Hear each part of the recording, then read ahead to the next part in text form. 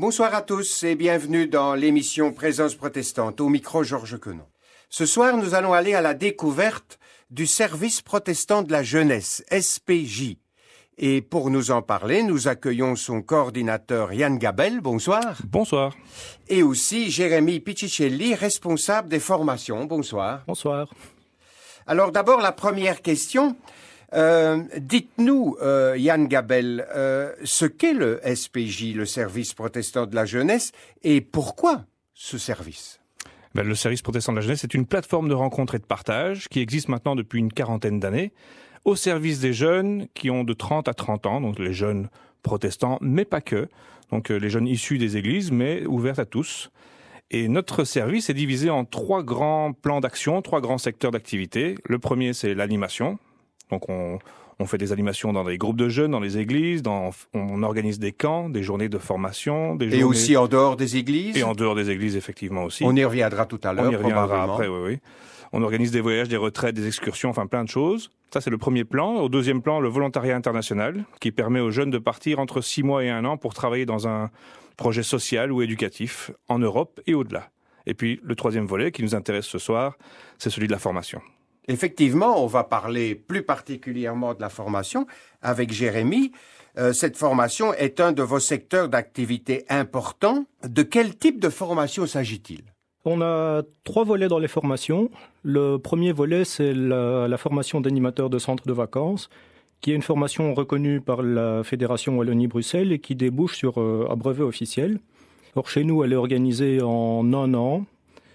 Et tout le monde peut la suivre à partir de 16 ans sans limite d'âge. Ensuite, on a des formations courtes, parce que la formation d'animateur est très longue en 1 an pendant les congés scolaires. Donc animateur de camps, de camps, de plaines de jeux. C'est ça. Ça donne accès aux centres de vacances reconnus par l'ONE. Alors les formations courtes, c'est des week-ends ou des journées sur des thèmes ou des techniques plus spécifiques, de nouveau ouvertes à tous, non seulement les animateurs, mais toute personne qui est intéressée par le sujet, en vue d'une initiation ou d'un perfectionnement. C'est conçu comme des formations continuées pour les animateurs brevetés, mais c'est accessible à n'importe qui, même sans aucune expérience. Et alors le dernier volet, c'est des formations à la demande, qui est un volet assez récent, qui reprend en fait des modules qu'on donne dans la formation d'animateur ou dans les formations courtes, ou bien qui répond à des demandes précises de groupes constitués sur des sujets qui les intéressent, sur lesquels on pourrait intervenir. Oui. On y reviendra sur les différents types de demandes tout à l'heure. Quels sont les atouts d'une formation d'animateur, d'animatrice, comme celle que vous proposez? Alors, d'une part, il y a le brevet officiel qui est toujours bien sur un CV, mais ce qui nous intéresse surtout, c'est le travail de fond qu'on fait. Alors, on y aborde non seulement les techniques d'animation en tout genre, des petits jeux, des grands jeux, des veillées, techniques de chant, techniques d'expression, mais aussi, je dirais même surtout, c'est la connaissance des enfants, leur développement, leurs besoins, leur psychologie, mais aussi le travail en équipe, la vie en communauté, tout ce qui peut surgir dans ce contexte. Ça nécessite aussi un travail sur soi, pour ceux qui participent à ces formations. Bien sûr, alors la relation à soi-même était le dernier point auquel j'arrivais, qui est particulièrement important, la relation à soi-même et à l'autre. Nous, notre but, pour les participants aux formations, c'est avant tout qu'ils puissent grandir dans leur parcours et dans leur vie. Et d'ailleurs, on s'adapte à leurs besoins, à leurs demandes. La formation n'est jamais 2 fois la même, parce qu'on doit s'adapter au groupe qui est là. Aux personnes qui s'inscrivent. Voilà. Les stagiaires sont des artisans de leur propre formation, et nous, tout ce qu'on fait en tant que formateur, c'est leur apporter les outils qui pourraient leur servir, et qui pourraient leur convenir selon leurs besoins individuels. Et à s'épanouir, eux aussi. Et s'épanouir. Tout à fait. Et donc, vous avez expliqué tout à l'heure que vos activités sont reconnues par la Fédération Wallonie-Bruxelles. Quelle place prend votre identité protestante dans ce contexte? Ce qui est déjà extraordinaire, c'est d'avoir une place dans ce contexte. On est reconnu pour notre savoir-faire dans nos 3 secteurs d'activité. Donc la couleur protestante est souvent un atout, car même si nous représentons une minorité en Belgique, nous avons comme un petit côté exotique avec cette différenciation. Et puis même si nous faisons comme d'autres organismes de jeunesse, de l'animation, du volontariat, des formations, nous le faisons à notre sauce, avec notre sensibilité. Et malgré l'appellation protestante, les jeunes que nous rencontrons, eux, ne le sont pas tous forcément. Et c'est une richesse pour nous. Le choc des cultures, le choc des pensées, les idéaux permet d'excellentes conversations et il permet également à chacun et à chacune d'éprouver ses idées, ses croyances et de s'enrichir, si elle ou il le veut, des idées et des croyances de l'autre. Donc c'est vraiment ouvert à tout public. C'est souhaité même. C'est souhaité, oui, c'est souhaitable, tout à fait. Alors, beaucoup d'autres opérateurs organisent ce genre de formation. Quelles sont les particularités et les points forts du service protestant de la jeunesse ? On vient de parler de notre approche pluraliste, c'est sans doute une de nos grandes forces, à commencer par l'équipe, qui en est un très beau reflet. On a tous différentes visions du monde, différentes expériences. Le doyen de l'équipe, par exemple, a 40 ans d'expérience dans l'animation derrière lui, et il continue, il ne veut surtout pas lâcher. On a aussi différentes compétences. Les uns sont plus à l'aise dans un type d'animation, d'autres sur un sujet théorique. Et on arrive à mettre tout ça ensemble pour construire un projet commun. Une deuxième force, c'est que le public n'est pas énorme et ça nous permet un travail de proximité. On est très proche des jeunes, souvent même on les connaît en dehors. Dans les évaluations en fin de session, c'est souvent ce qui ressort, c'est les formateurs sont très proches de nous, ils sont attentifs à nous.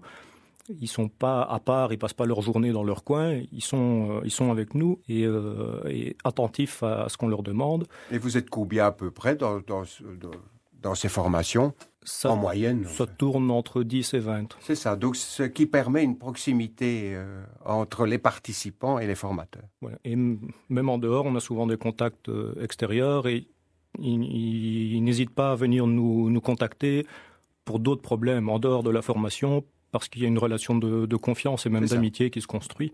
Et puis les autres forces alors, pendant les formations, je vais parler un peu de la méthode de travail, c'est d'abord des allers-retours constants entre la théorie et la pratique. Donc on met en pratique et puis on en retire des éléments pour soi. Et donc c'est construit par tout le monde. Ce n'est pas les formateurs qui prêchent ou qui font un cours. C'est tous les participants. C'est pas ex cathedra, mais voilà. C'est participatif. C'est une co-construction. Et alors c'est très actif, les participants sont très vite amenés à faire leurs expériences d'animation, à essayer les techniques. Et le plus gros des sessions, c'est animer des grands jeux, des veillées en équipe, animer aussi des petits jeux, et à chaque fois on revient sur ce qui a été vécu et on passe un bon moment d'évaluation pour analyser, retirer des éléments. Et ce travail d'évaluation-là est particulièrement appuyé chez nous, on y tient. Ça permet d'une part d'apprendre à s'exprimer, parce que chacun est amené à donner son avis, mais aussi à recevoir l'avis des autres, à ne pas prendre les choses pour soi, à prendre du recul et à poser un regard critique sur sa pratique, sur la pratique des autres, pour continuer à avancer, pour continuer à évoluer en rebondissant. Il y a une quatrième force ? Il y a encore une force qui est l'apport de formateurs plus ponctuels. Alors d'une part, il y a les partenaires, on travaille avec des centres de rencontres et d'hébergement, donc c'est là que nos formations se passent. Le centre protestant de Nessonvaux et le centre protestant d'Amougy, avec des gens de terrain qui sont là et qui interviennent régulièrement quand on y est sur un module ou un autre, et d'autres formateurs qui sont spécialistes dans un domaine plus particulier. Je pense surtout à une conteuse qui vient passer toute une journée en début de formation pour travailler des techniques d'expression orale et corporelle. Et en fin de journée, les stagiaires, tous ensemble, présentent une veillée avec des contes mis en scène. C'est fait en très peu de temps. Ils ont la fin d'après-midi pour préparer, un petit peu après le souper, et puis c'est parti. Et on est à chaque fois surpris du résultat et de voir à quel point, entre le début de la journée et la fin de la journée, ils sont complètement transformés par cet atelier. Alors, vous disiez tout à l'heure que vous étiez attentif pour répondre aux demandes de formation. Quel genre de demandes vous recevez ? Alors, on reçoit beaucoup de petites demandes d'intervention dans des formations déjà organisées. On demande des ateliers créatifs, les techniques d'animation de petits jeux, ou d'intervenir aussi sur des sujets plus théoriques comme la biatraitance ou l'imaginaire de l'enfant, qui sont deux de nos dadas dans l'équipe. On a des demandes plus importantes qui commencent à arriver.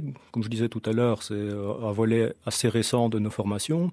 Par exemple, en 2018, on a eu une demande de l'Église protestante pour nous occuper d'un groupe de pasteurs pour les initier au travail avec la jeunesse et à l'animation de groupe. On a passé 3 chouettes journées avec eux. On espère que ça pourra se refaire. C'était vraiment très intéressant. On a eu aussi une demande d'une église pour un team building. Là, je suis allé passer une journée à Bruxelles, dans le parc, où on animait des jeux et on faisait des retours aussi, parce que c'était une journée assez appréciée par les participants. Et alors, on veille aussi dans notre programmation à répondre aux besoins et aux demandes. Donc, nos formations courtes, le programme change d'année en année pour essayer de nous adapter aux demandes et aux besoins.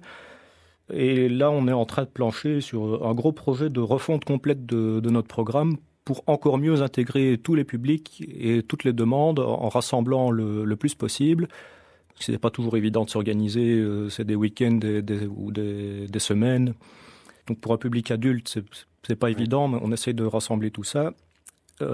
Et on planche aussi sur le lancement d'une formation sur le brevet de coordinateur de centre de vacances qui suit le brevet d'animateur, parce qu'on a des demandes de plus en plus insistantes des partenaires. Donc c'est très important tout ce volet de la formation, effectivement, et notamment la formation à la demande. Alors, comment vous rejoindre ? Vous avez un site, probablement. Oui, dites-nous tout. Notre site internet est assez simple à retenir, parce qu'à partir du moment où on se souvient du nom de notre association, le SPJ, il suffit de mettre les 3 W devant, www.spj.be. Donc là, vous avez déjà direct accès sur le site internet avec toutes les informations qui s'y trouvent bien. Et là, on peut vous poser des questions. Et on peut intervenir, on peut s'abonner à la newsletter également.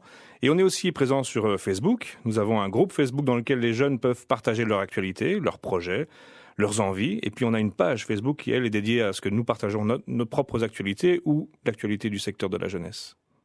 En tout cas, merci Yann, merci Jérémy pour toutes ces informations très intéressantes. Et nous vous souhaitons bon vent, une bonne année au service protestant de la jeunesse. Merci Georges. Merci. Vous pouvez réentendre cette émission sur le service protestant de la jeunesse avec nos 2 invités du jour, Yann Gabel et Jérémy Piccicelli, sur Ovio et aussi sur notre site www.aprt.be. Je répète aussi l'adresse du SPJ, www.spj.be.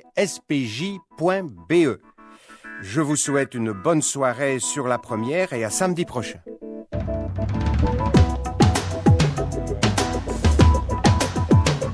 On est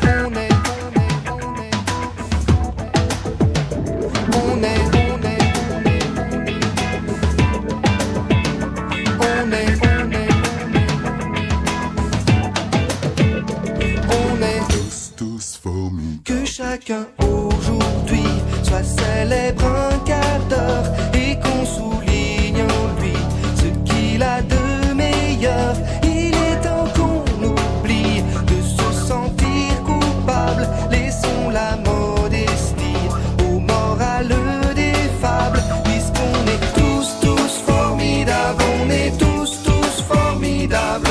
Tous formidables. On est tous formidables. Tous formidables. Que chacun se